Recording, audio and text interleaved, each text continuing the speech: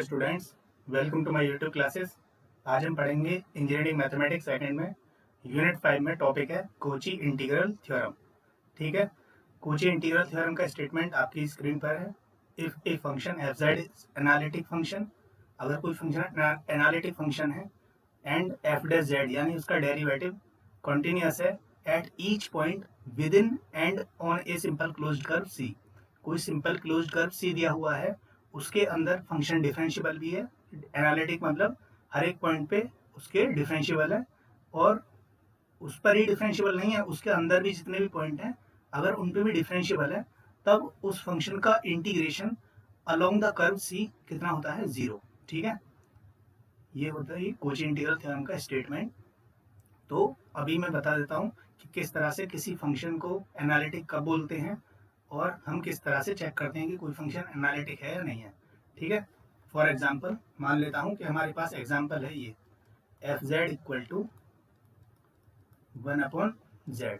देखिए ये फंक्शन अगर z इक्वल टू यहाँ 0 हो जाए तो f ऑफ 0 की वैल्यू कितनी हो जाएगी, इन्फिनिटी। तो ये जो फंक्शन है 0 पे एग्जिस्ट भी नहीं कर रहा, और इसलिए इसका डिफरेंशिएशन भी एग्जिस्ट नहीं करेगा, क्योंकि इसका डिफरेंशिएशन कितना आ जाएगा, एफ डैश जेड आ जाएगा -1/z², और z इक्वल टू जैसे तुम 0 रखोगे तो वो कितना हो जाएगा, इन्फिनिटी। तो यानी ये फंक्शन z इक्वल टू 0 पर एनालिटिक नहीं है। At z equal to 0 F Z is not analytic. ठीक है, इज नॉट एनालिटिक। जब डिफरेंशियबल ही नहीं है तो एनालिटिक कहाँ से होगी, क्योंकि एनालिटिक की डेफिनेशन क्या है, एनालिटिक की डेफिनेशन है हमारी कि अगर कोई फंक्शन किसी पॉइंट z नॉट पर एनालिटिक होती है तो उस पर तो डिफरेंशियबल हो ही, साथ में उसके नेबरहुड में भी हो। यानी अगर ये पॉइंट z नॉट है तो इस पर तो डिफरेंशियबल हो, उसके किसी नेबरहुड में भी डिफरेंशियबल होनी चाहिए। और जो फंक्शन इसी पॉइंट पे डिफरेंशियबल नहीं है तो किस तरह से वो एनालिटिक हो जाएगी। ये फंक्शन एफ जेड कहाँ एनालिटिक नहीं है, जहाँ ये इसका न्यूमरेटर 0 हो रहा है। तो न्यूमरेटर कहाँ 0 हो रहा है, वो हो रहा है z इक्वल टू 0 पर। ठीक है, अगर मैं दूसरी फंक्शन ऐसी ले लेता हूँ एफ जेड इक्वल टू, अगर मैं बात करता हूँ F Z equal to 1/z-2, तो बताइए ये फंक्शन किस पॉइंट पे एनालिटिक नहीं होगी, ये होगी z-2 को 0 के इक्वल रख दो। किसके इक्वल रख दो, z-2 अगर 0 हो जाएगा किस पॉइंट पे होगा, z इक्वल टू 2 पे। तो z इक्वल टू 2 पे ये फंक्शन कैसी होगी, not analytic. At z equal to 2 F Z is not analytic. तो सबसे पहले तो हमें ये चेक करना आना चाहिए कि फंक्शन किस पॉइंट पे एनालिटिक नहीं है। ठीक है ना, is not analytic,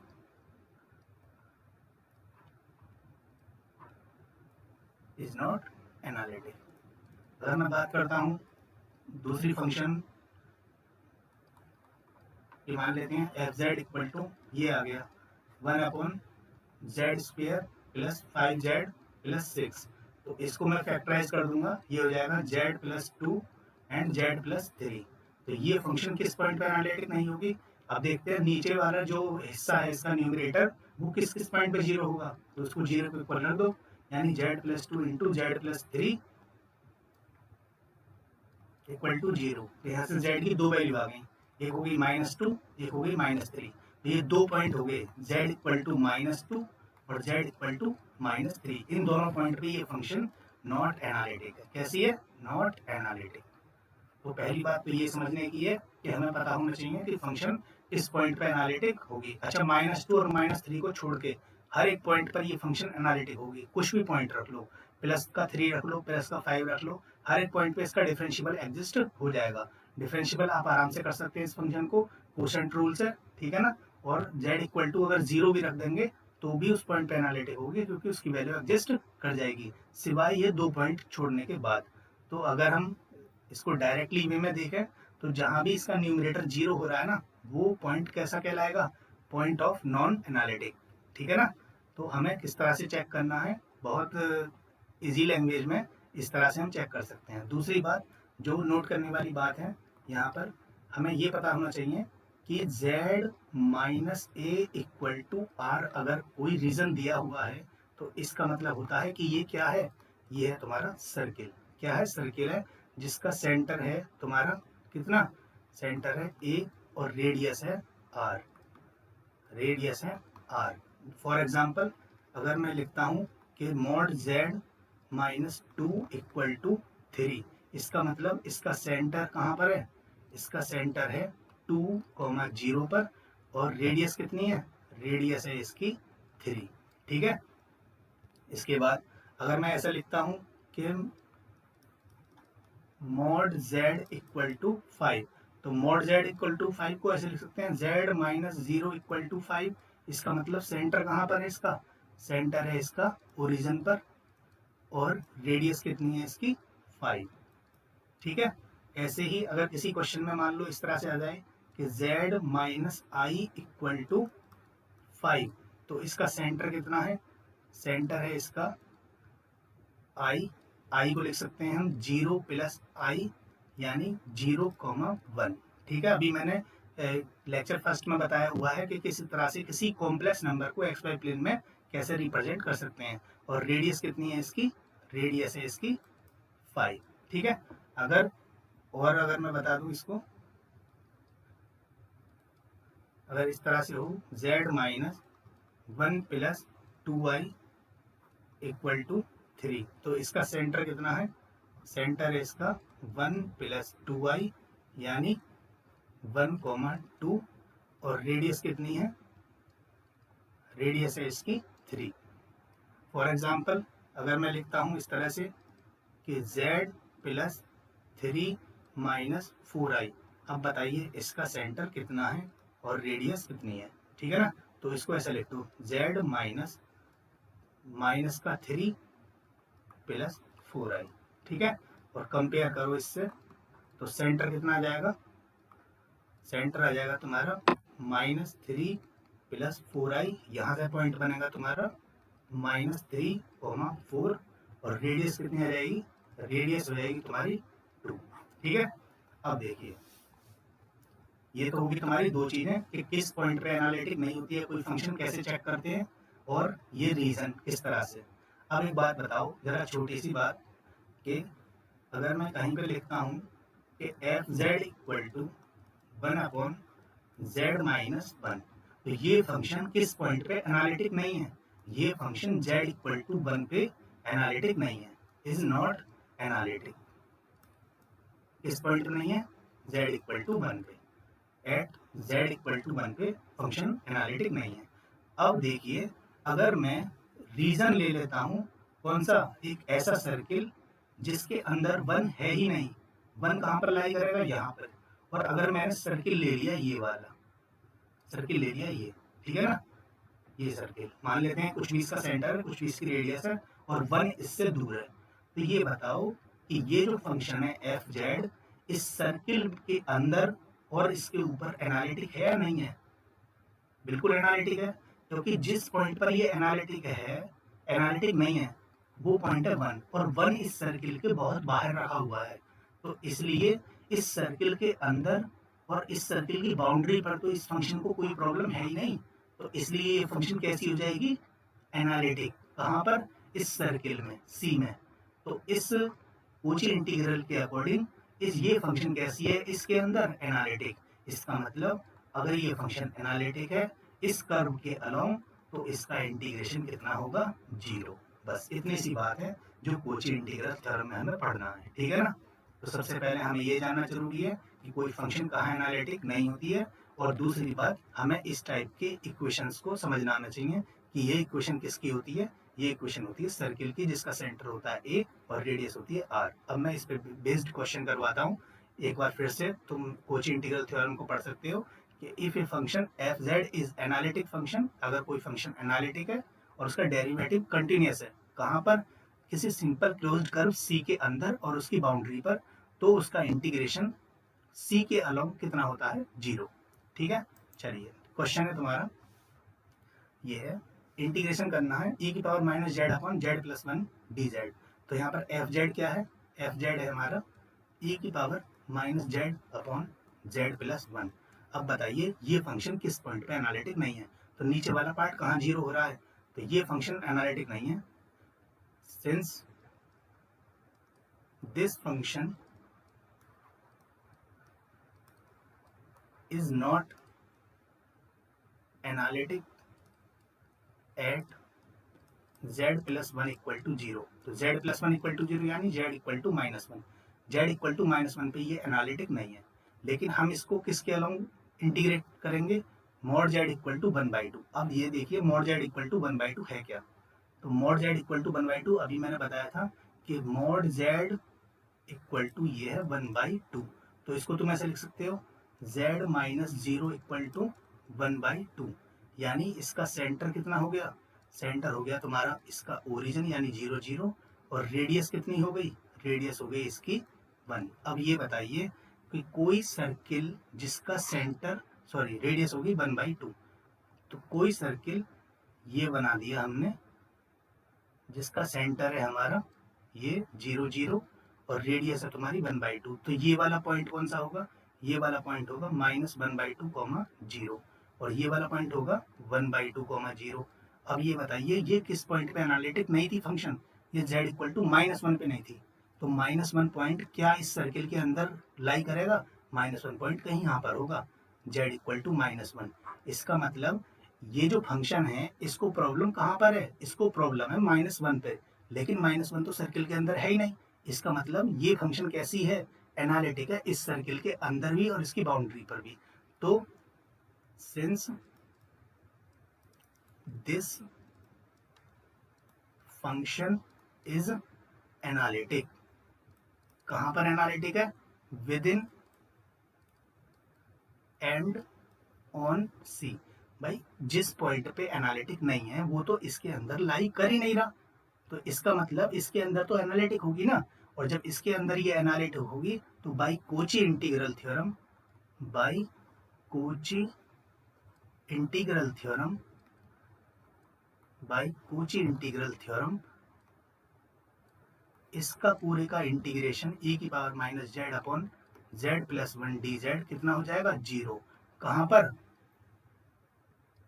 over mod Z equal to one by two, ठीक है ना, क्योंकि Z equal to minus one इस सर्किल के बाहर है, अगर अंदर होता तब ये थ्योरम काम नहीं करती, ठीक है ना, अंदर होता तब काम नहीं करती, फिर कोची इंटीग्रल थ्योरम वहां वर्क नहीं करेगी। उसके लिए हम आगे बढ़ेंगे। इसी तरीके से हमें पता होना चाहिए कि ये फंक्शन जो एनालिटिक जिस पॉइंट पे नहीं है, अगर वो पॉइंट इसके अंदर नहीं है तो डायरेक्ट उसका आंसर क्या हो जाएगा, जीरो।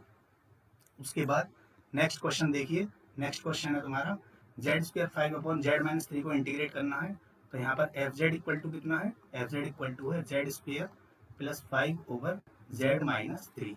ये फंक्शन किस पॉइंट पे एनालिटिक नहीं है, तो एफ जेड एनालिटिक नहीं है, F Z is not analytic at, नीचे वाली पार्ट को जीरो रख दो, यानी z equal to three, z equal to three पे एनालिटिक नहीं है, लेकिन हमें किसके अलाउंग इंटीग्रेट करना है इसको, एक सर्किल है जो mod z equal to one है, तो mod z equal to one है जो c है यानी सर्किल, तो mod z equal to one को ऐसे लिख सकते हैं z minus zero equal to one. इसका मतलब सेंटर कितना है, सेंटर है इसका जीरो जीरो, और रेडियस इसकी कितनी है, रेडियस है इसकी वन। तो बताइए ये हो गया तुम्हारा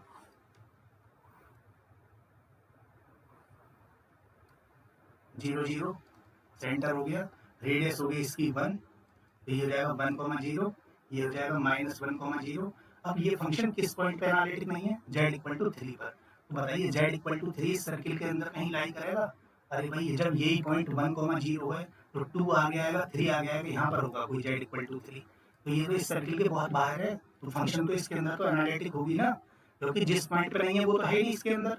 इसका मतलब कोची इंटीग्रल थ्योरम के according, by Cauchy integral theorem, by Cauchy integral theorem ये फंक्शन कैसी हो जाएगी, इसका इंटीग्रेशन कितना था, ये था Z square plus five upon Z minus three, Z square plus five over Z minus three D Z कितना हो जाएगा, जीरो, ठीक है ना। अगर हाँ ये सर्किल बदल जाता, अगर इस सर्किल की रेडियस में बढ़ा के 5 कर दूं तो फिर 3 इसके अंदर आ जाएगा और वहां कोची इंटीग्रल थ्योरम अप्लाई नहीं होगी, ठीक है ना। ये सिंपल सा फंडा है इसका, बहुत आसान है कोची इंटीग्रल थ्योरम पे क्वेश्चंस करने, बस तुम्हें देखना है कि फंक्शन किस पॉइंट पे एनालिटिक है या किस पॉइंट पे नहीं है, और वो पॉइंट जिस पे एनालिटिक नहीं है क्या वो सर्किल के अंदर तो नहीं है। अगर अंदर है तो कोची इंटीग्रल थ्योरम अप्लाई नहीं होगी, क्योंकि उस पॉइंट पे वो एनालिटिक नहीं है। ऐसे ही नेक्स्ट क्वेश्चन है तुम्हारा, ये है तुम्हारा एफ जेड की वैल्यू है यहाँ पर Z plus 4 upon Z square plus 2z plus 5। ठीक है, अब हमें ये देखना है कि ये फंक्शन किस पॉइंट पे एनालिटिक नहीं है। तो ये फंक्शन एनालिटिक नहीं है जहां भी ये नीचे वाला पार्ट 0 होगा। तो F Z is not analytic at किस पॉइंट पे नहीं है, जहां ये वाला पार्ट 0 हो जाएगा, 2z प्लस 5 इक्वल टू 0। देखिए मैं इसके रूट निकाल देता हूँ श्रीधराचार्य के मेथड से, तो हो जाएगा -2 plus minus under root B square minus 4ac, यानी 4 माइनस 4 इंटू 5 अपॉन 2। यहाँ से देखते हैं कौन सा पॉइंट आता है, यहाँ से आता है तुम्हारा -2 प्लस माइनस 4 माइनस 20 यानी -16 अपॉन 2। ये हो जाएगा -2 प्लस माइनस 4i अपॉन 2, यानी ये हो जाएगा -1 प्लस माइनस 2i। ये दो पॉइंट आए, पहला पॉइंट आया z equal to -1 minus 2i, तो यहाँ से कौन सा पॉइंट बना तुम्हारा -1 कॉमा -2। ठीक है, उसके बाद दूसरा पॉइंट बना z equal to -1 plus 2i, यानी यहाँ से दूसरा पॉइंट कौन सा बना -1, 2। इन दोनों पॉइंट पे ये फंक्शन एनालिटिक नहीं है। तो at z equal to this and this F Z is not analytic, F Z is not analytic. अब हमें देखना है कि रीजन क्या दिया हुआ है। तो रीजन कौन सा दिया हुआ है, रीजन है mod z plus 1 equal to 1। चलिए चेक करते हैं क्या है, ये है mod z plus 1 equal to 1। इसको इस फॉर्मेट में लिखो z माइनस -1 इक्वल टू 1, ये वाली फॉर्म में mod z minus a equal to r। तो यहाँ पर a की वैल्यू कितनी आ गई, a की वैल्यू आ गई -1। -1 को ऐसे लिख सकते हो तुम -1 इक्वल टू -1 प्लस 0i। तो यहाँ से कौन सा पॉइंट बना, यहाँ से पॉइंट बना -1, 0। और रेडियस कितनी है इसकी, रेडियस है तुम्हारी 1। अब देखिए मैं इस सर्किल को एक्स वाई प्लेन पे बनाता हूँ, जिसका सेंटर है तुम्हारा -1, 0 और रेडियस है तुम्हारी कितनी 1। तो -1, 0 कहीं यहाँ पर लाई करेगा, ठीक है ना, 1 डिस्टेंस पर। ये यहाँ से यहाँ तक की डिस्टेंस 1 है और इतनी ही रेडियस है, तो इसको सेंटर मान के और 1 डिस्टेंस पे रेडियस मान के घुमा दो। तो देखिए सर्किल तो थोड़ा सा ऐसा ही बनेगा, ये बन गया तुम्हारा सर्किल मान लेते हैं। ठीक है, थोड़ा ऐसा ही बन गया, ये टेढ़ा मेढ़ा सा। अरे भाई ठीक बन जा, चलो अब जैसा बन रहा है उसको समझ लेना तुम कि ये सर्किल है जिसका सेंटर ये है और रेडियस कितनी है 1। अब हमें चेक करना है कि ये दोनों पॉइंट हैं कहाँ पर, ठीक है ना, -1, -2। अब एक बात बताओ, -1 तो ये रहा पॉइंट, -2 डिस्टेंस। अब ये बताओ कि ये हाईएस्ट पॉइंट कहाँ पर होगा, ये हाईएस्ट पॉइंट रेडियस है ना भैया, तो रेडियस ही 1 ही होगी। तो ये वाला पॉइंट का कोऑर्डिनेट कितना होगा, इस वाले पॉइंट का कोऑर्डिनेट होगा -1, 1। तो एक बात बताओ, जब -1, 1 ये है तो -1, 2 ऊपर होगा इससे या नीचे होगा, तो -1, 2 यानी ये वाला पॉइंट इससे ऊपर होगा, बिल्कुल यहाँ रखा होगा ये वाला पॉइंट -1, 2 यहाँ रखा होगा ये वाला पॉइंट -1, 2। ऐसे ही दूसरा पॉइंट -1, -2। ये जो पॉइंट है यहाँ से यहाँ तक हमें पता है ये डिस्टेंस कितनी है, ये डिस्टेंस है 1, क्योंकि रेडियस 1 है और सर्किल के सेंटर से हमेशा उसकी बाउंड्री की जो डिस्टेंस होती है वो 1 होती है। तो ये पॉइंट कौन सा है -1, -1। तो बताओ -1, -2 नीचे होगा या ऊपर की तरफ होगा, नीचे ही तो होगा।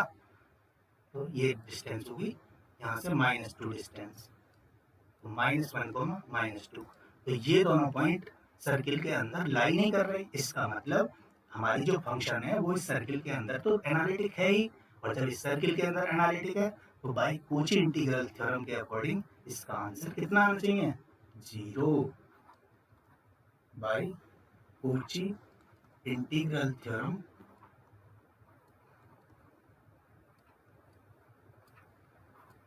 ये जो भी था कितना था,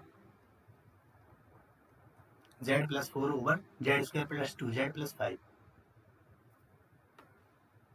z plus 4 upon z square plus 2z plus 5 dz equal to 0 over जो c की वैल्यू दी हुई थी mod z plus 1 equal to 1।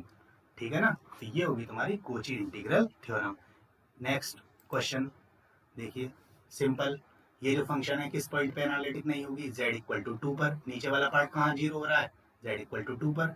अब सर्किल की इक्वेशन क्या दी हुई है, सर्किल की इक्वेशन है mod z minus 1 equal to 1/2। तो सेंटर कितना है इसका, सेंटर है इसका 1,0। सेंटर कौन सा है इसका 1,0, और रेडियस कितनी है इसकी 1/2। ये हो जाएगा 1,0 और रेडियस कितनी है 1/2। चलिए बनाते हैं, सेंटर ये रहा 1,0, रेडियस 1/2। तो 1/2 डिस्टेंस इधर काटो, तो ये वाला पॉइंट कौन सा बनेगा 3/2, 0, और 1 डिस्टेंस इधर काटेंगे, वो सॉरी 1/2 डिस्टेंस, क्योंकि रेडियस कितनी है 1/2। तो ये वाला पॉइंट कौन सा बनेगा 1/2, 0। बना दो ऐसे करके सर्किल,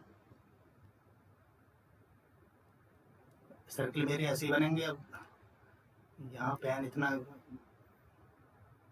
ठीक है, तो बताइए जिस पॉइंट पे ये एनालिटिक नहीं है, किस पॉइंट पे नहीं थी 2 पर, z इक्वल टू 2 पर, देख रहे हो ना, z माइनस 2 इक्वल टू 0, इसका मतलब z इक्वल टू 2 पे ये फंक्शन प्रॉब्लम करेगी।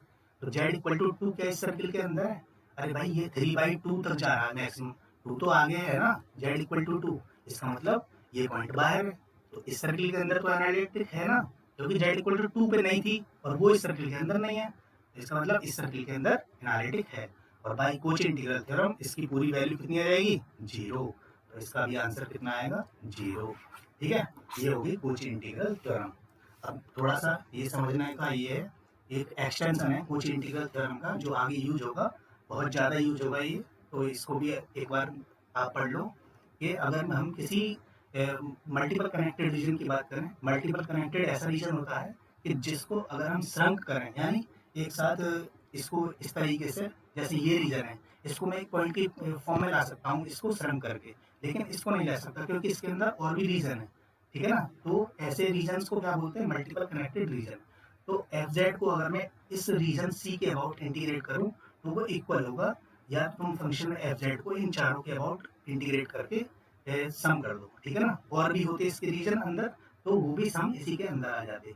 और इसकी जो डायरेक्शन होती है सी की, अगर इसकी डायरेक्शन एंटी क्लॉकवाइज है तो C1, C2, C3, C4 की डायरेक्शन क्लॉकवाइज होगी, यानी जस्ट अपोजिट डायरेक्शन में। तो बस ये तुम्हें समझने वाली बात है, इसके क्वेश्चंस अभी आगे यूज होंगे, तो ये भी तुम्हारा बहुत इंपॉर्टेंट रोल प्ले करेगा। तो इसको एक बार पढ़ लेना कि अगर हम किसी फंक्शन एफ जेड को इसी कर्व सी के अलावा जो कि मल्टीपल कनेक्टेड रीजन है इंटीग्रेट करें, तो उसके अंदर जो भी रीजन्स हैं उन्हीं के सम के इक्वल होगा। ठीक है, तो ये होगी तुम्हारी कोची इंटीग्रल थ्योरम।